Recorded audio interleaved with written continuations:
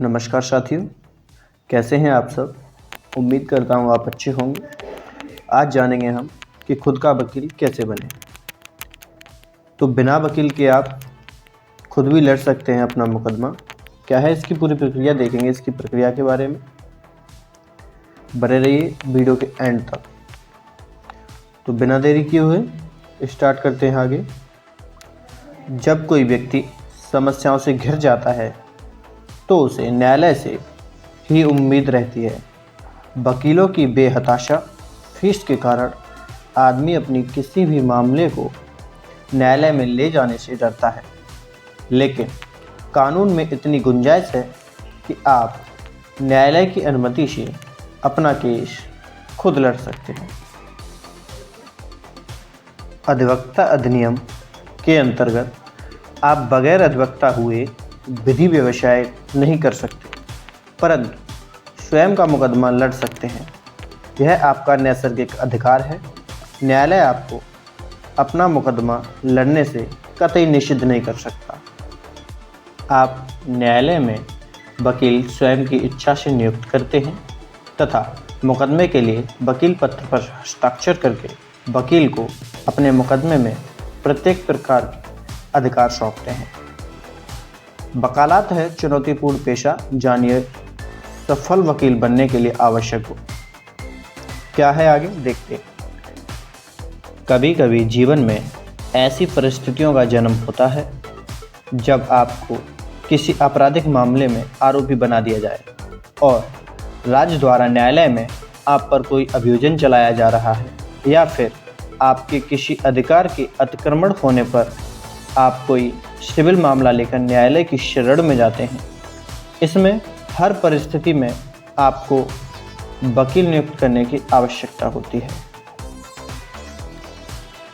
न्यायालय आपको वकील नियुक्त करने हेतु विवश नहीं करता।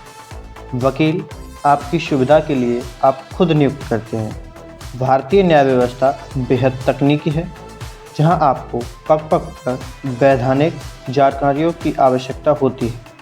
इस परेशानी से व्यवस्थित न हो, इसलिए आप न्यायालय में पैरवी के लिए वकील नियुक्त कर सकते हैं। आज हम चर्चा करेंगे उन बिंदुओं पर जिनकी सहायता से आप स्वयं भी खुद के मुकदमों में पैरवी कर सकते हैं। हालांकि यह बिंदु नितांत सटीक तो नहीं, परंतु फिर भी आपको स्वयं का मुकदमा लड़ने में ज़रूर सहायता करेगी। तो देखते हैं क्या है वो बिंदु। और जब तक दोस्तों आपने अगर चैनल को लाइक नहीं किया है तो लाइक कर दें तथा शेयर कर दें और साथ ही साथ सब्सक्राइब कर लें। देखते हैं, आपको अपना मुकदमा लड़ने के लिए केवल थोड़ा बहुत सामाजिक जानकारियों और साधारण तर्क पर ज्ञान हो और साथ ही कम से कम हिंदी भाषा में आप निपुण हों, ताकि अपनी बात को भाषा की सहायता से प्रभावी बना सकें। आइए जानते हैं क्या है वे बिंदु। बेयर एक्ट खरीदें। किसी भी अधिनियम पर बाजार में अलग अलग प्रकाशन संस्थाएं बेयर एक्ट प्रकाशित करती हैं। इनकी कीमत नाम मात्र की होती है। आप बाजार से इन बेयर एक्ट को खरीद सकते हैं। इनकी भाषा भी कोई गूढ़ गहन नहीं होती है, परंतु उस ही शब्द को प्रयोग किया जाता है जिस शब्द को विधायिका ने प्रयोग किया है। आपराधिक मामलों में यदि आप पर किसी आपराधिक मामले का अभियोजन चल रहा है तो आप सर्वप्रथम 3 अधिनियम की बेयर एक्ट खरीदें।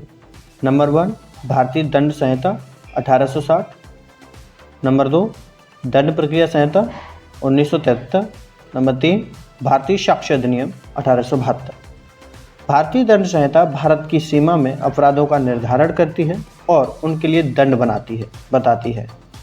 दंड प्रक्रिया संहिता उन अपराधों में किस प्रकार से व्यक्ति को दंड तक ले जाया जाएगा इसका निर्धारण करती है। साक्ष्य अधिनियम यह तय करता है कि किन साक्ष्यों को प्रक्रिया में शामिल किया जाएगा तथा कौन से एविडेंस पर आरोपी को साक्ष्य सजा दी जा सकती है। यह तीनों अधिनियम किसी भी आपराधिक मामले में महत्वपूर्ण भूमिका रखते हैं। सारा मुकदमा इन तीनों के आधार पर ही संचालित किया जाता है।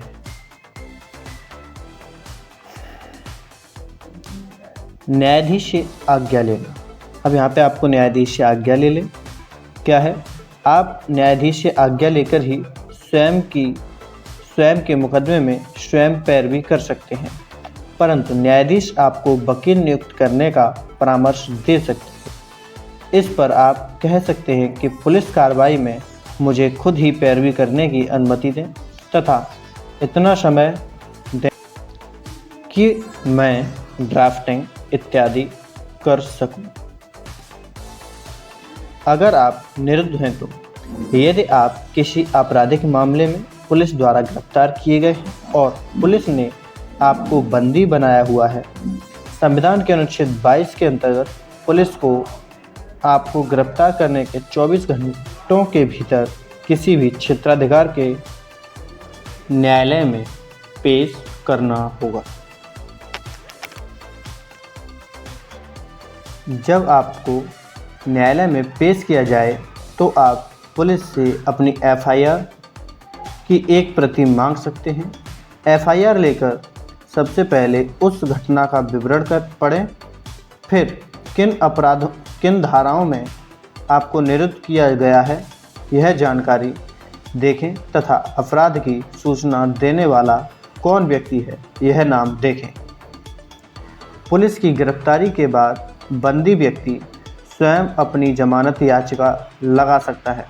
आरोपी को सबसे पहले एफआईआर में यह मालूम करना होगा कि किन धाराओं तथा अधिनियम के अंतर्गत मुझ पर प्रकरण दर्ज किया गया है तथा वह अपराध जमानती है या गैर जमानती है।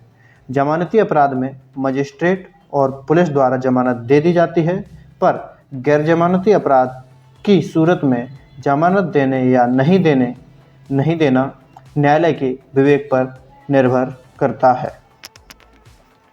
न्यायालय से यह निवेदन करें कि पुलिस मुझे जमानत याचिका दाखिल करने के लिए थोड़ा समय दे।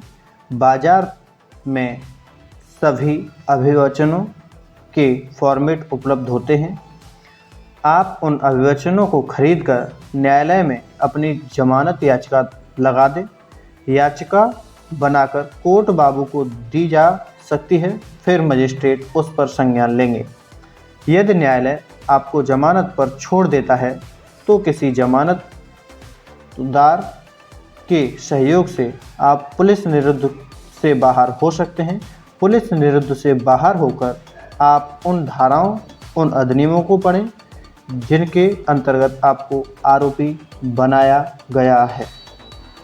विचारण के दरमियान जब आप पर आरोप तय हो जाए और पुलिस द्वारा अपना अंतिम प्रतिवेदन या चालान जिसे कहते हैं प्रस्तुत कर दिया जाए तो आप गवाहों का प्रतिपरीक्षण कीजिए। आपको न्यायालय के नकल विभाग में एक एप्लीकेशन लगाने पर बोर्ड पर रखी आपके मुकदमे की फाइल में लगे पुलिस के पेश किए चालान की नकल की सत्य प्रतिलिपि प्राप्त हो जाएगी। चालान को अच्छे से पढ़ना। चालान की नकल मिलने पर आप चालान को अच्छे से पढ़िए तथा किन किन गवाहों ने क्या क्या कथन किया है इस पर मंथन कीजिए तथा ऐसे तर्क को जन्म दीजिए जिससे आप गवाहों के दिए कथन को अपने विरुद्ध दिए कथन को अपने पक्ष में कर लें तथा अपने खिलाफ गए गवाहों को झूठा सिद्ध कर सकें। सिविल मामले में क्या होता है? सिविल मामले में अपना मुकदमा स्वयं लड़ना अपेक्षाकृत थोड़ा सरल होता है क्योंकि यहाँ हमारे पास समय रहता है तथा हम पुलिस द्वारा निरुद्ध नहीं होते हैं। किसी भी सिविल मामले में यदि आपको स्वयं मुकदमा लड़ना है तो सिविल प्रक्रिया संहिता अच्छे से समझिए और यह देखिए कि आपके किस अधिकार का अतिक्रमण हो रहा है और वह अधिकार किस अधिनियम के अंतर्गत आ रहा है। जैसे अगर कोई संविदा विधि से संबंधित मामला है तो सबसे पहले भारतीय संविदा अधिनियम देखें। कोई मामला राजस्व से संबंधित है तो अपने प्रदेश का राजस्व अधिनियम या कोड देखिए और उस पर गहन शोध करें।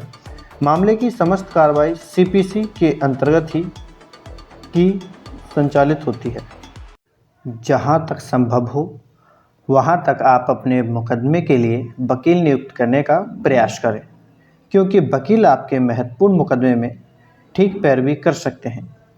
अपना केस खुद लड़ने का विकल्प आपातकालीन या फिर आर्थिक तंगी में प्रयोग किया जा सकता है, लेकिन प्रयास करना चाहिए कि आपका मुकदमा कोई वकील ही दिखे, क्योंकि यह संभव है सामने वाले पक्षकार द्वारा कोई वकील पैरवी के लिए खड़ा किया जाए।